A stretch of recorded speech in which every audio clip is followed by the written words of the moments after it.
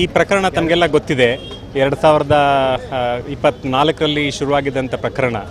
24ರಲ್ಲಿ ಆರೋಪಿ ಭಾರತದಿಂದ ಬೇರೆ ದೇಶಕ್ಕೆ ಓಡೋಗಿದ್ದಂಥದ್ದು, ಆನಂತರ ಅವರನ್ನು ಇಲ್ಲಿಗೆ ಕರ್ಕೊಂಡು ಬರಲಿಕ್ಕೆ ಮಾಡಿದಂಥ ಪ್ರಯತ್ನಗಳು, ಮತ್ತು SIT ಸಾಕ್ಷಿಗಳನ್ನು ಅವರ ಆಧಾರದ ಮೇಲೆ ಕಂಪ್ಲೇಂಟನ್ನು ರಿಜಿಸ್ಟರ್ ಮಾಡಿ, ಸಾಕ್ಷಿಗಳ ಆಧಾರದ ಮೇಲೆ ಡಾಕ್ಯುಮೆಂಟ್ಗಳನ್ನು ಕಲೆಕ್ಟ್ ಮಾಡಿ, ಮಾಜರ್ಗಳನ್ನು ಮಾಡಿ, ಸಿಕ್ಕಿರ್ತಕ್ಕಂಥ ಡಾಕ್ಯುಮೆಂಟ್ಗಳನ್ನು ಮತ್ತು ಮೆಟೀರಿಯಲ್ಗಳನ್ನು FSLಗೆ ಕಳಿಸಿ, ಅದೆಲ್ಲದನ್ನು ಸಹ ಮಾಡಿ ಅವರು ಚಾರ್ಜ್ ಶೀಟನ್ನು ಫೈಲ್ ಮಾಡಿ, ಒಂದು 5 ವಾಲ್ಯೂಮ್ನ ಚಾರ್ಜ್ ಶೀಟನ್ನು ಫೈಲ್ ಮಾಡಿ 118 ವಿಟ್ನೆಸ್ಗಳನ್ನು SITನವರು ಸೈಟ್ ಮಾಡಿದರು. ಸೊ ಅದರಲ್ಲಿ ಈಗ ಪ್ರಾಸಿಕ್ಯೂಷನ್ ಪರವಾಗಿ ನಾವು 26 ವಿಟ್ನೆಸ್ಗಳನ್ನು ಎಕ್ಸಾಮಿನ್ ಮಾಡಿಸಿದ್ವಿ, ಮತ್ತು 180ಕ್ಕೂ ಹೆಚ್ಚು ದಾಖಲೆಗಳನ್ನು ಪ್ರಾಸಿಕ್ಯೂಷನ್ ಪರವಾಗಿ ಮಾರ್ಕ್ ಮಾಡಿಸಿದ್ವಿ.